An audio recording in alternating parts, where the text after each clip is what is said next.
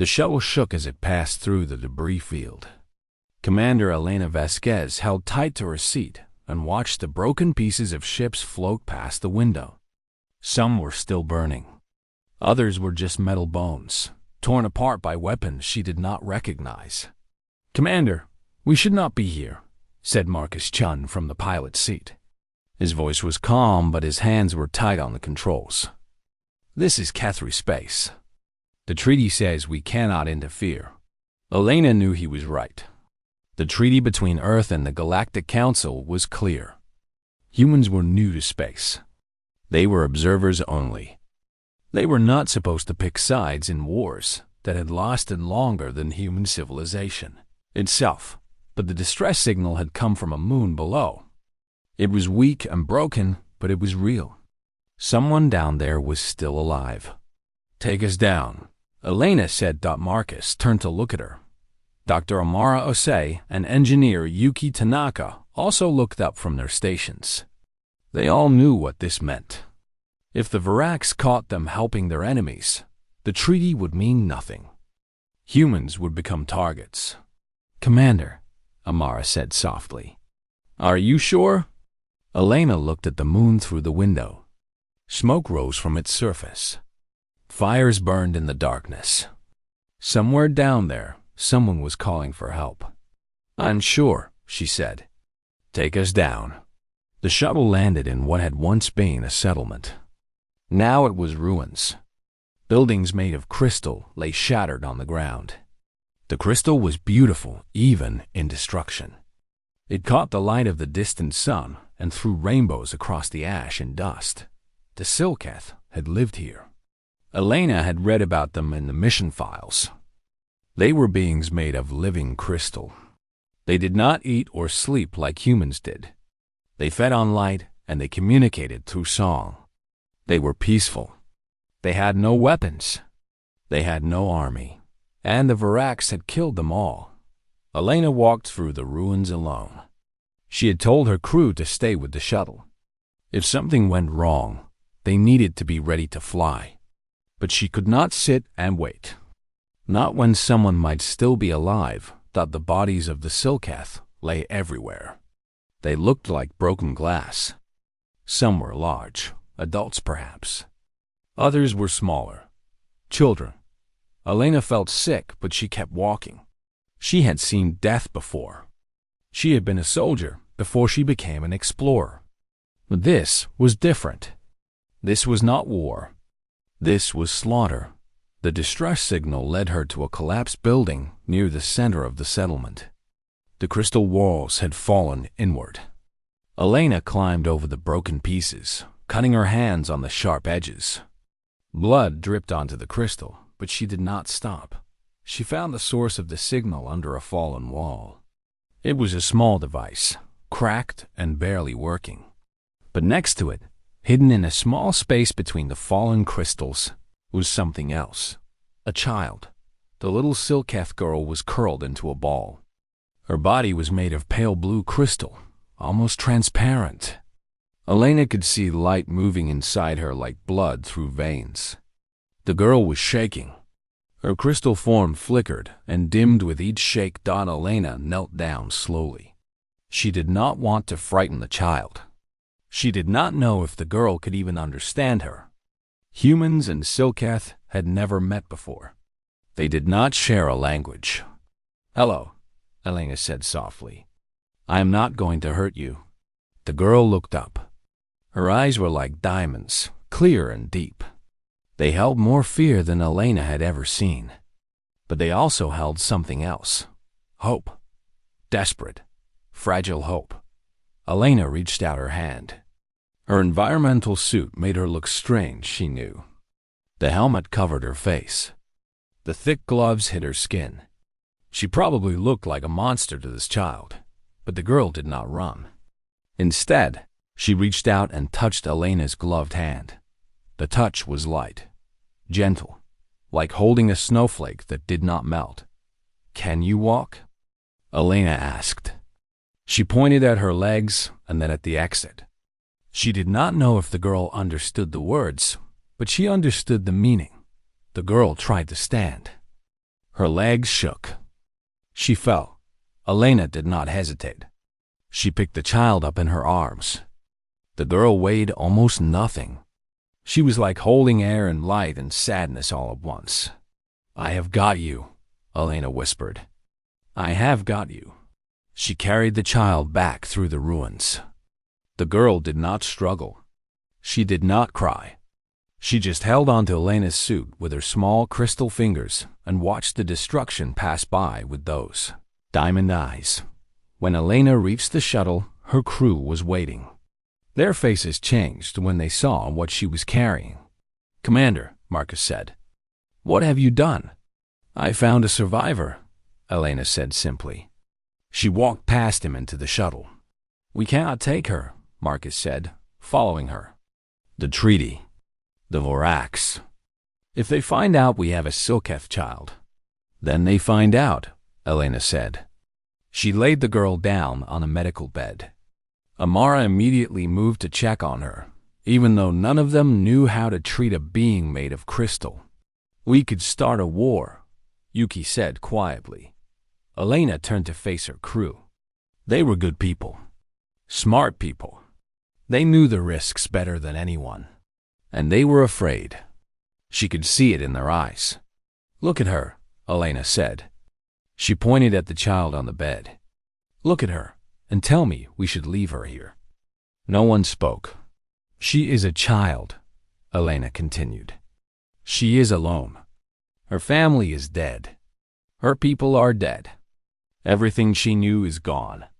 And you want me to leave her in the ashes because of a treaty." Still no one spoke. "I did not come to space to watch children die," Elena said. "I did not leave Earth to become someone who walks away from suffering. If that is what this mission requires, then I am on the wrong mission." The shuttle was silent. Then Amara spoke. "Her vital signs are weak," the doctor said. "Or what I think are vital signs. She needs warmth, light. I do not know what else." "Then give her what she needs," Elena said. Amara nodded and began to work. Yuki moved to help her, adjusting the lights in the shuttle to make them brighter. Marcus stood at the door for a long moment. Then he sighed and returned to the pilot's seat. "Where are we going?" he asked. "Away from here," Elena said. "As fast as you can." The shuttle lifted off. Below them, the ruined settlement grew smaller and smaller until it was just a dark spot on a broken moon. Elena sat beside the medical bed and watched the child. The girl's eyes were closed now. She was resting, or sleeping, or whatever beings made of crystal did when they were exhausted and afraid. Then, in the dim light of the shuttle, the girl spoke. Her voice was like bells ringing, soft and clear and beautiful. "You are warm," she said. "Our kind is never warm." Elena did not know what to say. So she just took the girl's small crystal hand in her gloved one and held it gently. "What is your name?" Elena asked. "Lyrian," the girl said. "Lyrian," Elena repeated. "I am Elena. You are safe now, Lyrian. I promise." Lyrian looked at her with those diamond eyes. And for the first time since Elena had found her, something like peace crossed the child's face. Outside the window, the stars stretched into lines as the shuttle jumped to faster than light speed. Behind them, the Kethri system fell away into darkness. Ahead of them, the unknown waited. But in that small shuttle, in that small moment, none of that mattered. What mattered was a child who had been alone and was alone no longer. What mattered was a promise made in the dark. Elena did not know what would come next. She did not know what price they would pay for this choice. But as she held Lyrian's hand and watched her rest, she knew one thing for certain. She would make the same choice again. Every single time. 3 days passed in the darkness between stars. Lyrian grew stronger. She sat near the windows and let the light from distant suns fall on her crystal skin. She did not eat the food that Amara offered her. She did not need it. Light was her food. Warmth was her water dot, Elena watched her when she thought the girl was not looking. Lyrian was different from anything Elena had ever seen. When light passed through her body, it split into colors. Rainbows danced on the walls of the shuttle. It was beautiful. It was also heartbreaking. Such a small creature. Such a terrible loss. On the fourth day, Marcus called Elena to the cockpit. His face was pale. "We have company," he said. Elena looked at the screen. 3 ships were following them. They were large and dark and covered in spines like insects. Varax warships. How did they find us? Elena asked. "I do not know," Marcus said. "But they are faster than us. They will catch us in 6 hours." Elena felt her heart grow cold. She had known this was possible. She had known the Varax would come looking. But she had hoped for more time. "Can we outrun them?" she asked. "No," Marcus said. "Can we fight them?" "No," Elena said. Their shuttle had 2 small guns. The Varax ships had weapons that could crack moons. "Then what do we do?" Marcus asked Dot before Elena could answer. The communication screen lit up. A face appeared. It was not a face that humans would call a face. It was a mask of black shell and red eyes. Mandibles clicked where a mouth should be. The Varax were insectoid. They looked like nightmares given form. "Human vessel," the creature spoke. Its voice was like stones grinding together. "I am Chieftain Vrex of the Varax Dominion. You carry something that belongs to us." Elena stepped forward so the camera could see her. "I am Commander Elena Vasquez of Earth. I do not know what you mean." "Do not play games with me, human," Rex said. "We detected the child's signal. We know she is on your ship. Give her to us and you may leave. Your species is young. We do not wish to make enemies of you." "Not yet." Elena felt anger rise in her chest. The way he spoke about Lyrian. Like she was property.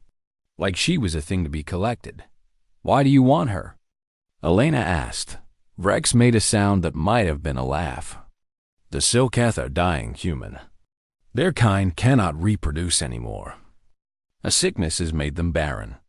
But the children, the ones born before the sickness, they carry something special. Genetic memory. The history of their species is written in their very blood. This child holds secrets we need. The location of their homeworld. The source of their power. Everything.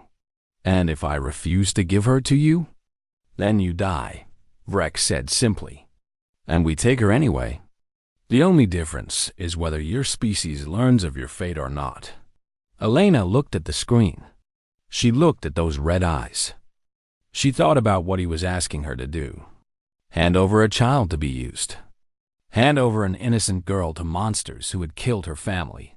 "No?" Elena said. "No?" Rex sounded surprised.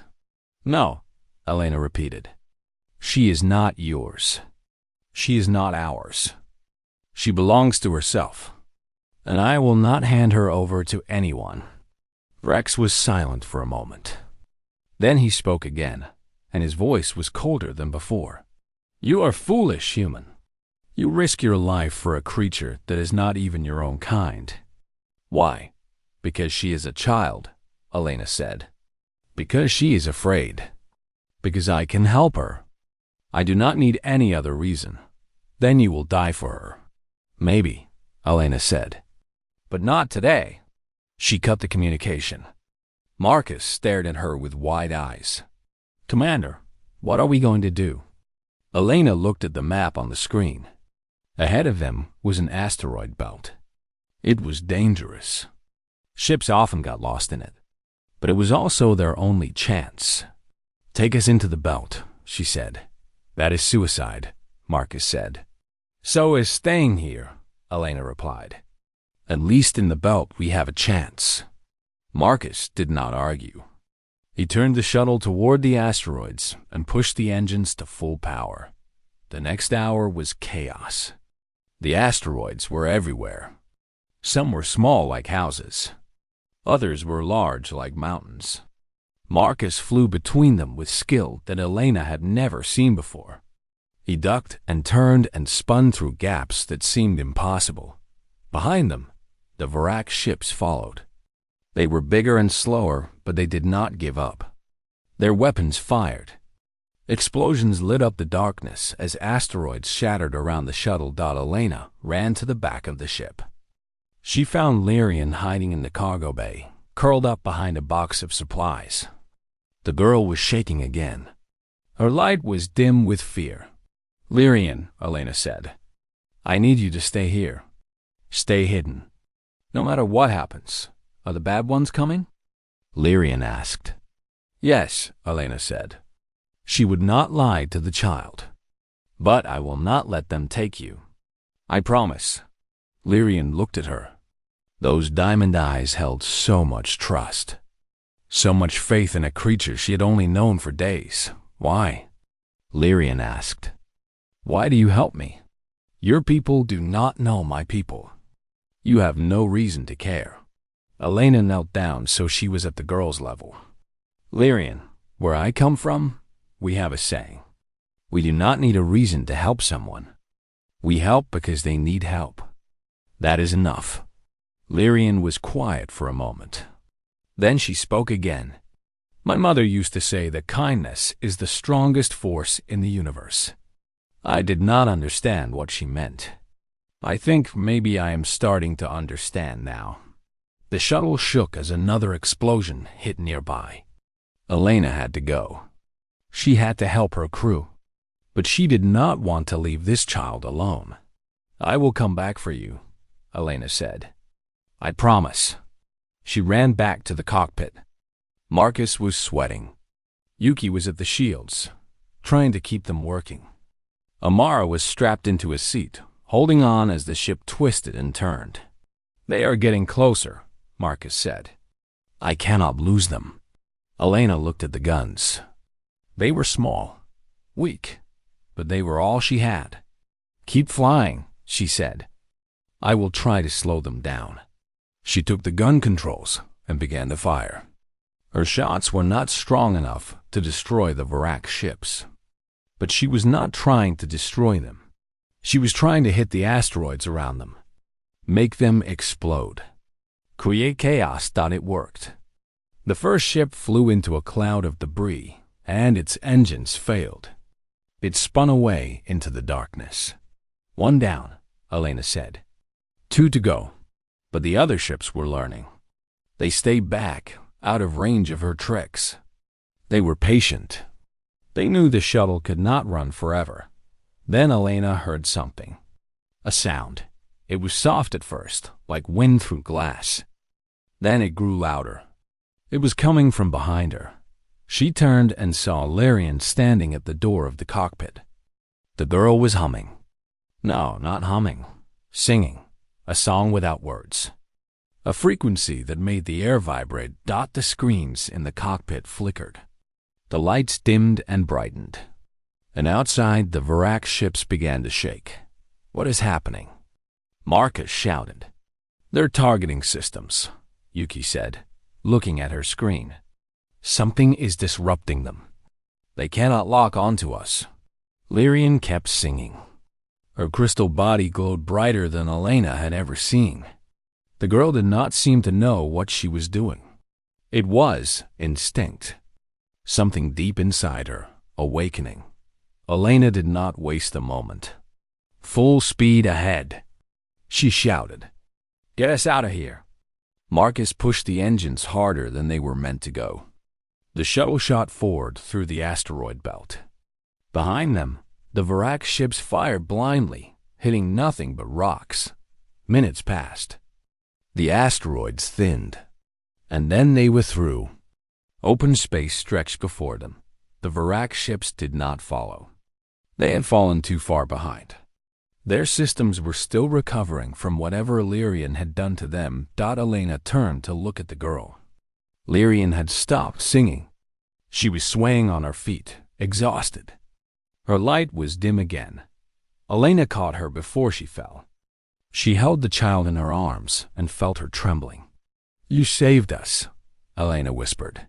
I do not know how, Lyrian said weakly. I heard the bad ones coming, and I wanted them to go away. And then the song came. Elena carried her back to the cargo bay and laid her down gently. She covered her with a blanket, even though Lyrian did not feel cold. It was a human thing to do. A kindness that served no purpose except to show that someone cared. Rest now, Elena said. You are safe. Lyrian's eyes were already closing. But before she slept, she spoke one more time. Elena, she said, my mother would like you. I wish you could meet her. Elena felt tears in her eyes. She did not let them fall. Maybe someday, she said, and in the darkness of space, with enemies behind them and an unknown future ahead, the little shuttle carried on. 4 humans and 1 crystal child. Survivors. Fugitives. Family. The days that followed were quiet. The shuttle drifted through empty space, far from any system, far from any danger. Marcus kept the engines low to save fuel. They had a long journey ahead and not much to spare. Elena set their course for the edge of Silketh territory. There were rumors of sanctuaries there, hidden places where the survivors of the war gathered. If Lyrian's people still existed anywhere, they would be there. While they traveled, something changed on the shuttle. Something small but important. They became more than strangers. They became a family. It started with little things. Amara began to keep notes on Lyrian's health. She could not use human medicine on a crystal being, but she watched and learned. She discovered that Lyrian's light grew brighter when she was happy and dimmer when she was sad. She discovered that the child needed not just any light, but warm light. Sunlight was best. The cold light of stars was not enough. So Yuki built something. She took apart one of the shuttle's backup heaters and combined it with a light panel. The result was a small box that glowed warm and golden like a tiny sun. When she gave it to Lyrian, the girl held it to her chest, and her whole body shimmered with joy. Thank you, Lyrian said. It feels like home. Marcus was harder to reach. He was still worried about the mission, still worried about the treaty. But even he could not resist Lyrian's curiosity. The girl asked endless questions about humans. How did they fly without wings? How did they see without crystal eyes? Why did they have hair on their heads but not on their hands? Marcus answered every question. At first he was short and serious. But slowly, Elena watched him change. She saw him smile when Lyrian laughed at his explanations. She saw him set aside his worry to teach the girl how to read human letters. One evening, Elena found them in the cockpit together. Marcus was showing Lyrian the stars through the window. He was naming them, telling her which ones had planets, which ones had life. And that one, Marcus said, pointing to a distant yellow dot, that is Sol, our sun. Earth is there. Your home, Lyrian said. Yes, Marcus said. My home. Lyrian was quiet for a moment. Then she asked, do you miss it? Marcus did not answer right away. When he did, his voice was soft. Every day. But home is not just a place. Home is the people you love. And right now, my people are here. On this ship. Elena turned away before they saw her. She did not want them to know she had been listening, but she felt warmth in her chest, pride in her crew, love for these people who had chosen to follow her into danger. As the days passed, Lyrian began to teach them too. She showed them how her people communicated. The Silketh did not just speak with words. They spoke with light, with song, with touch. When we touch, Lyrian explained, we share memories, feelings. It is how we know each other truly. She placed her small hand against Elena's palm. And suddenly, Elena felt something. It was not a voice. It was not a picture. It was an emotion, pure and clear. Gratitude, trust, love. "I feel what you feel," Elena whispered. "Yes," Lyrian said. "And I feel what you feel. You are sad. You carry weight on your heart. But you also have strength. So much strength." Elena did not know what to say. No one had ever seen inside her like that. No one had ever touched her soul so gently. "Your people," Elena said. "They must know each other very deeply." "We do," Lyrian said. And then her light dimmed. "We did, before the war. Before the sickness." "The sickness," Amara said, coming closer. "Chieftain Vrex mentioned it. He said your people cannot have children anymore." Lyrian nodded. Her diamond eyes held old pain. "The plague came many generations ago. It did not kill us. It was worse than killing. It made us unable to grow new life. The adults became barren. No new children were born. But you were born," Elena said. "I was one of the last," Lyrian said. "There are very few of us left. The children, I mean. We are precious to our people, because we carry something the adults do not have." "Genetic memory," Elena said, remembering what Vrex had told her. "Yes," Lyrian said. "Our ancestors live in our blood. Their knowledge, their history, their secrets. When I was born, my mother passed her memories to me, and her mother's memories, and her mother's mother, all the way back to the beginning of our kind." Elena understood now why the Virax wanted Lyrian so badly. The child was not just a survivor. She was a library, a living record of everything the Silketh had ever been. "The location of your homeworld," Elena said. "It is in your memory?" "I do not know," Lyrian admitted. "The memories are not clear. They are like dreams. They come when they want to come. I cannot control them. But they are there," Amara said. "Somewhere inside you." "Yes," Lyrian said. "And that is why the Virax want me. If they can take my memories, they can find our homeworld. They can finish what they started. They can destroy us completely." The shuttle was silent. Everyone understood the weight of what Lyrian carried. The hope of an entire species rested on the shoulders of a child. Elena knelt down and took Lyrian's hands in her own. "Listen to me," she said. "We will not let that happen. We will take you to your people. We will keep you safe. No matter what. But why?" Lyrian asked. The same question she always asked. The question she could not seem to understand. "We are not your kind. Our war is not your war. You have nothing to gain from helping us." Elena smiled. It was a sad smile, but also a true one. "Lyrian, my people have a long history. We have done terrible things to each other. Wars, cruelty, destruction. But we have also done beautiful things. We have reached out to strangers. We have protected the weak. We have built bridges across the darkness." She squeezed the girl's hands gently. "That is what makes us human. Not our strength, not our intelligence, but our choice. Our choice to care about others, even when it costs us. Even when it hurts us. Even when it makes no sense." Lyrian looked at her for a long moment. Then she leaned forward and pressed her forehead against Elena's. It was a Silketh gesture. Elena had seen it in the memories Lyrian had shared. It meant family. It meant belonging. "You are strange creatures," Lyrian said. "But I think maybe strange is good." Elena laughed. It was the first time she had laughed since finding Lyrian in the ruins. It felt good. It felt like healing.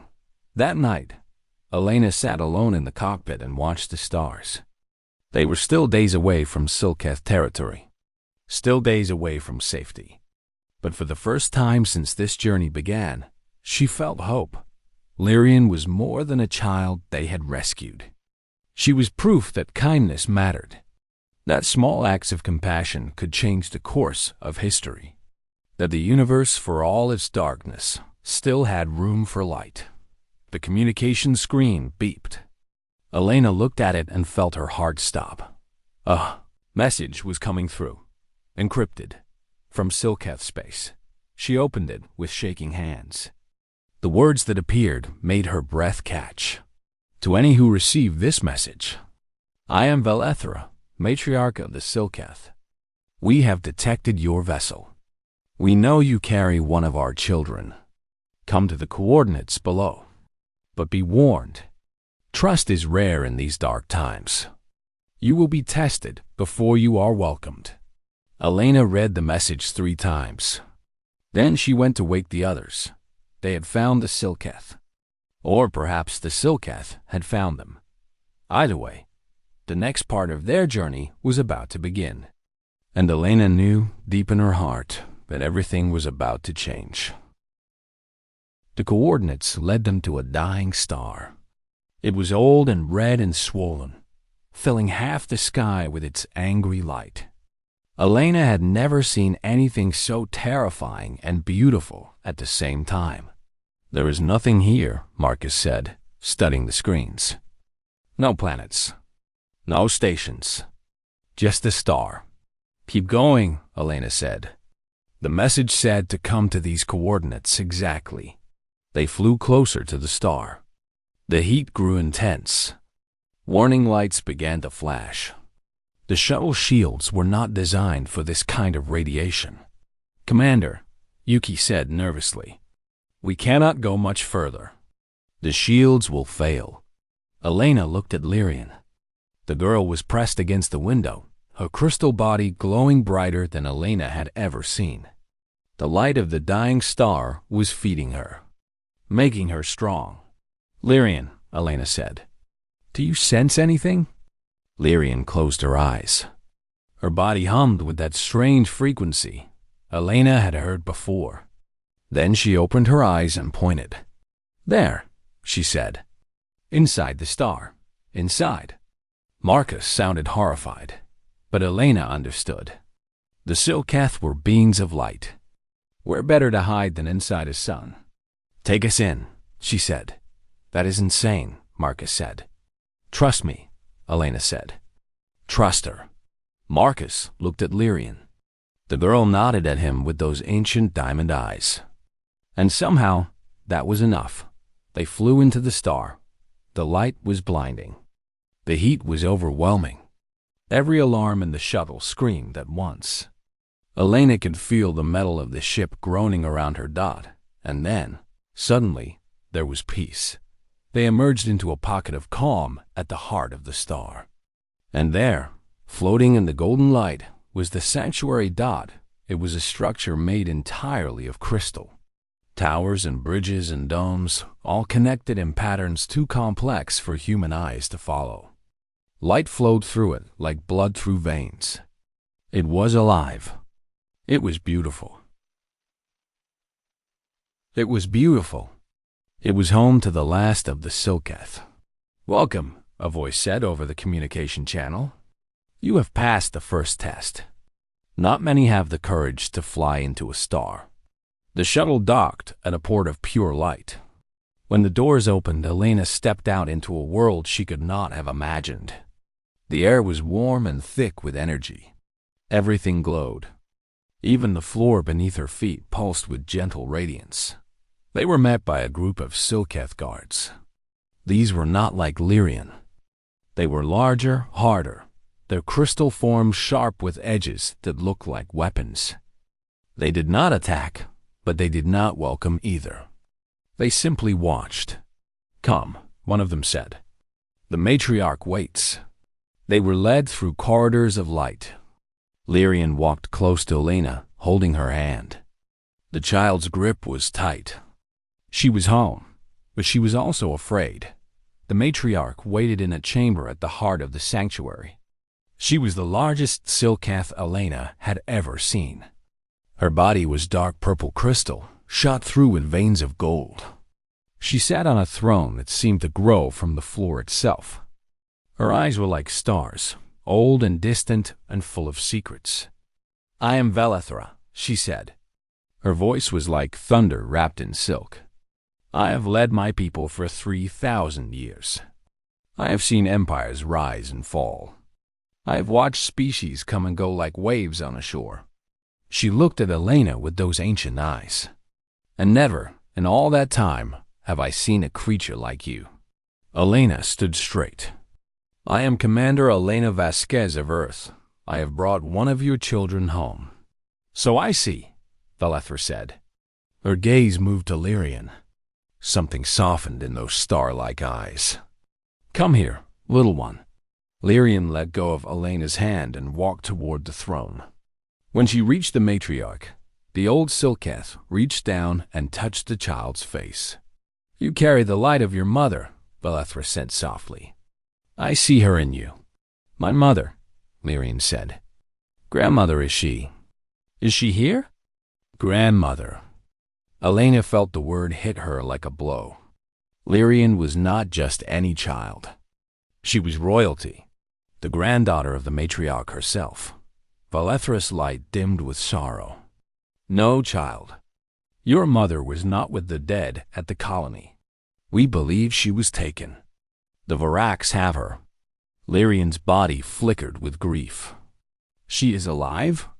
"We believe so," Velethra said. "They would not kill her. She is valuable to them, just as you are valuable." Elena stepped forward. "Where are they holding her?" The Silketh guards shifted. Their sharp edges caught the light dangerously. But Velethra raised a hand, and they were still. "You are bold, human," the matriarch said. "You come to my sanctuary. You bring my granddaughter. And now you ask about my daughter as if her fate is your concern." "It is my concern," Elena said. "Lyrian is my concern. Her mother is part of her. Part of her pain. Part of her hope. If there is a chance to save her, I want to help." "Why?" Velethra asked. "You do not know us. You have no debt to us. Your species has never even met ours before. Why would you risk yourself for strangers?" Elena thought about the question. It was the same question Lyrian had asked. The same question Chieftain Vrex had asked. The same question that seemed to confuse every alien species she had met. "Because that is who we are," Elena said simply. "Humans help. It is what we do. Not because we expect payment. Not because we want power. We help because someone needs help. That is enough. That has always been enough." Velethra studied her for a long moment. Then she laughed. It was a sound like crystals singing. "You are either the wisest creatures in the galaxy," she said, "or the most foolish. I cannot decide which." "Maybe both," Elena said. "We often are." The matriarch smiled. It was a strange expression on a face of crystal, but Elena recognized it nonetheless. "Very well, human," Velethra said. "I will tell you where my daughter is held, but I will not send my people to save her. We are not warriors. We do not know how to fight. If you go alone." "Not alone," Marcus said, stepping forward. Amara and Yuki stepped up beside him. "We go together." Elena looked at her crew. These people who had followed her into a war zone, into an asteroid belt, into the heart of a star. They were still here, still standing with her. "We go together," she agreed. Velethra nodded. "Then I will give you what help I can." Maps of the Vorax detention station. Access codes stolen from captured signals. It is not much, but it is something. "It is enough," Elena said as they turned to leave. Lyrian ran forward and grabbed Elena's hand. "Take me with you," she said. "No," Elena said gently. "You will be safe here, with your grandmother." "I do not want to be safe," Lyrian said. "I want to help. I want to save my mother, please." Elena knelt down. She looked into those diamond eyes and saw something she recognized. Courage, determination, the same fire that burned in her own heart. "Lyrian," she said, "your job is to stay alive, to carry the memories of your people, to be the hope they need. That is how you help. That is the most important thing you can do." Tears of light fell from Lyrian's eyes, but she nodded. "Come back," she whispered. "Promise me you will come back." Elena hugged the child. She felt the warmth of Lyrian's crystal body against her own.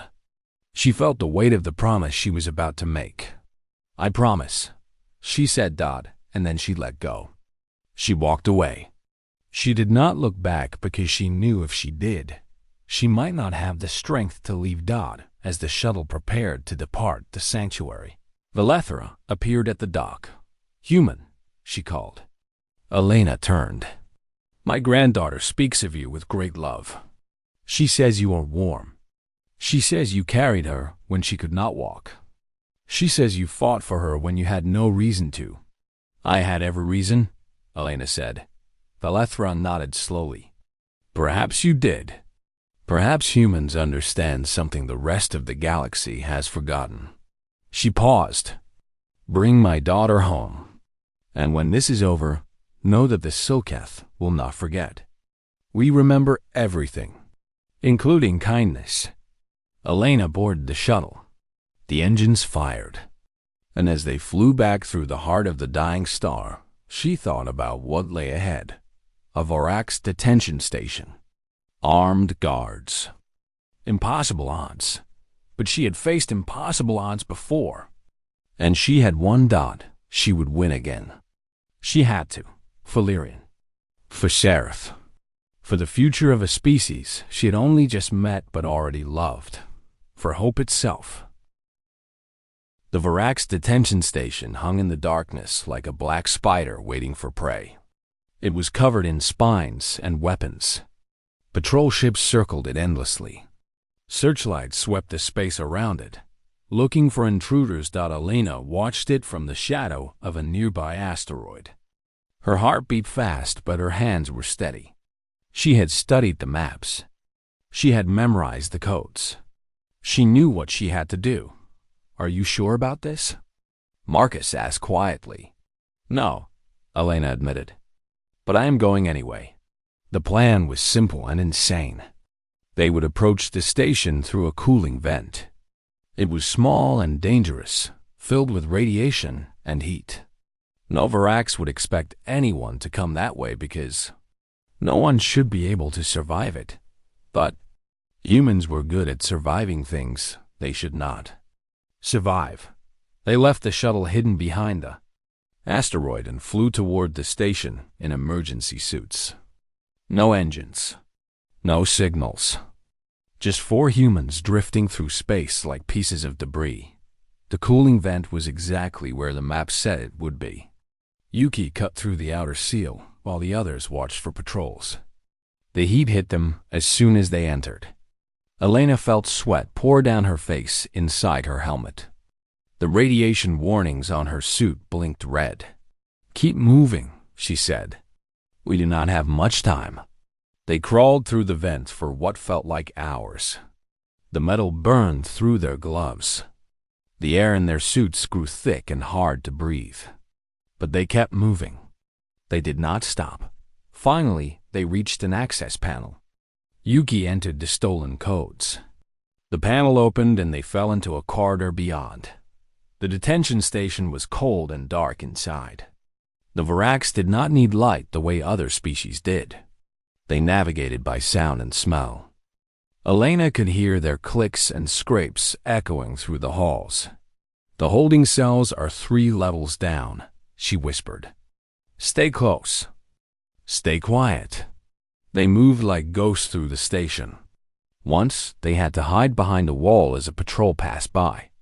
The Vorax were huge up close. Their shells were black and shining. Their legs scratched against the floor with each step. Elena held her breath until they were gone. The holding cells were guarded by 2 Vorax soldiers. Elena studied them from the shadows. They were armed with weapons that could cut through metal like paper. A direct fight was impossible. I have an idea, Amara said softly. She pulled out a small device from her medical kit. Sedative gas.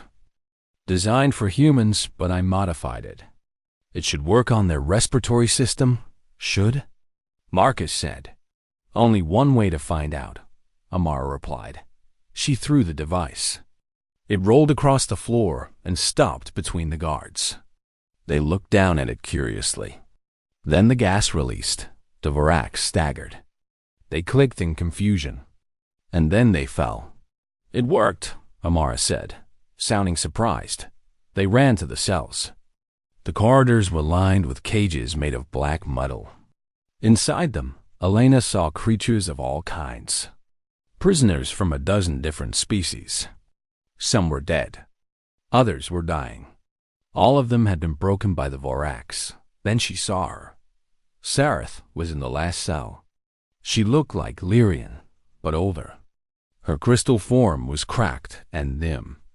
Months of torture had taken their toll. She was barely alive. Sareth, Elena said through the bars. Sareth, can you hear me? The Silketh woman opened her eyes.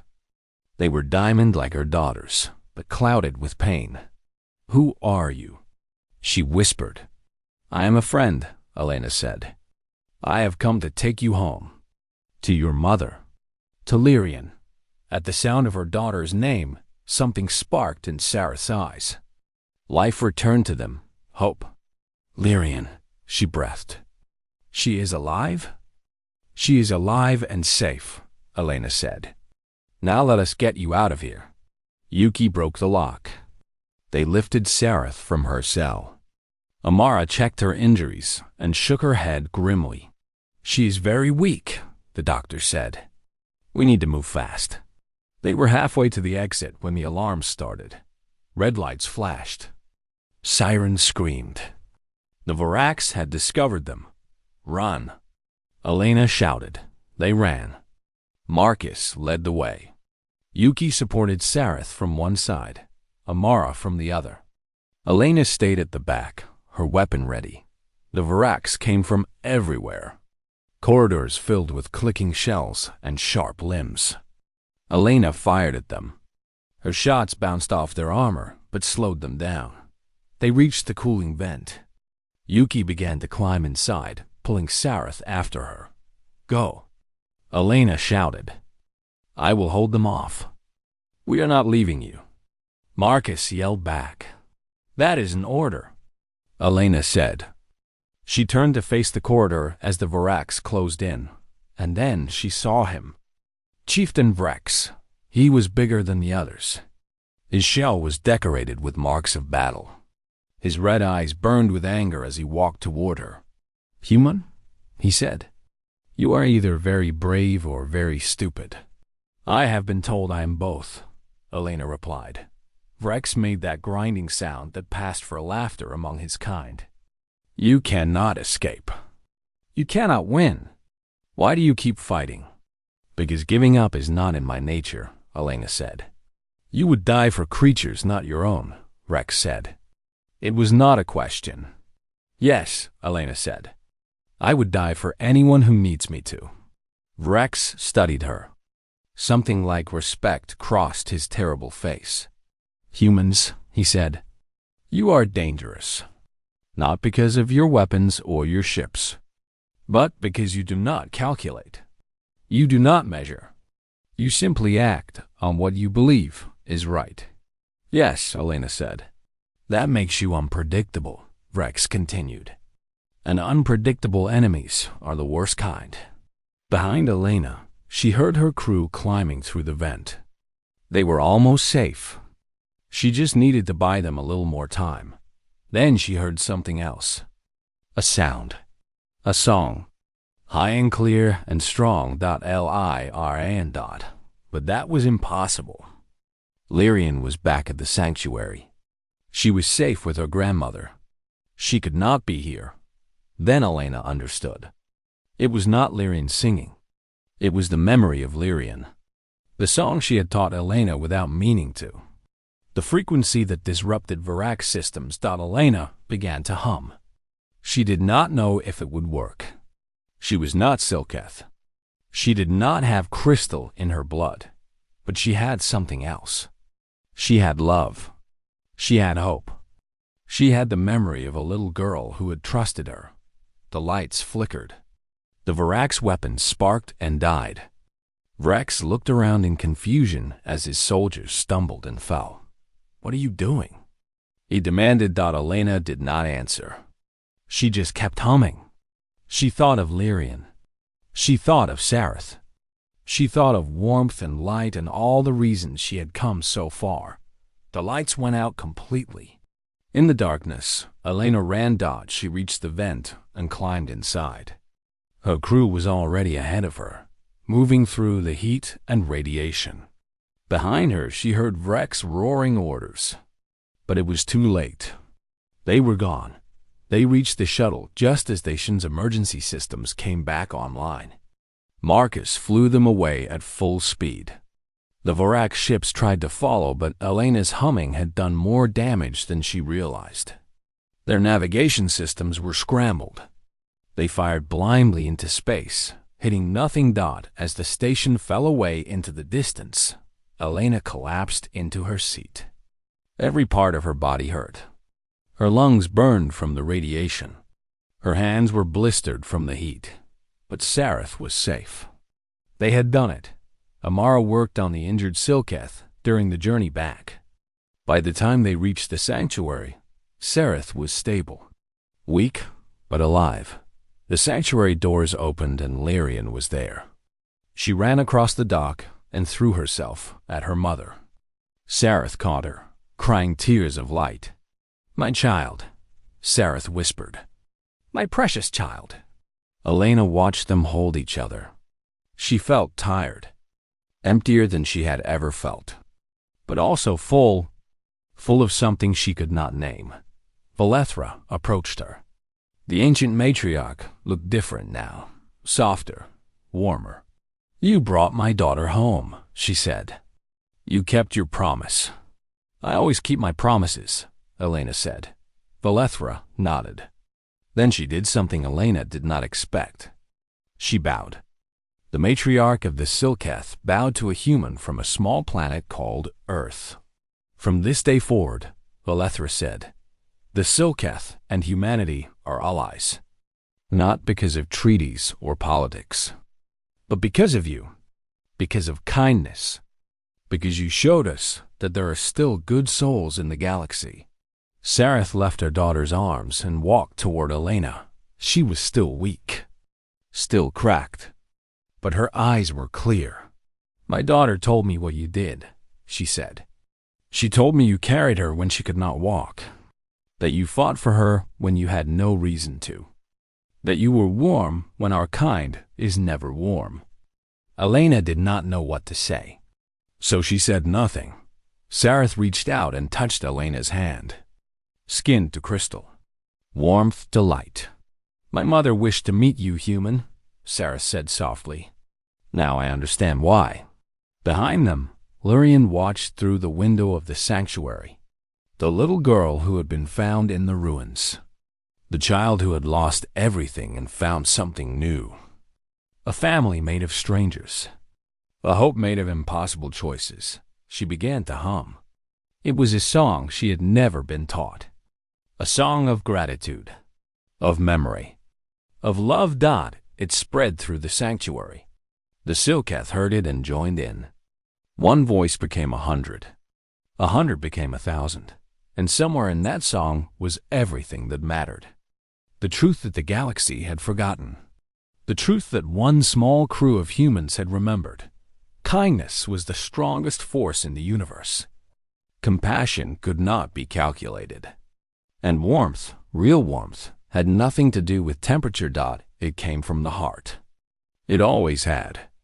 And as long as there were creatures willing to carry each other through the darkness, it always would. Elena stood in the light of a dying star,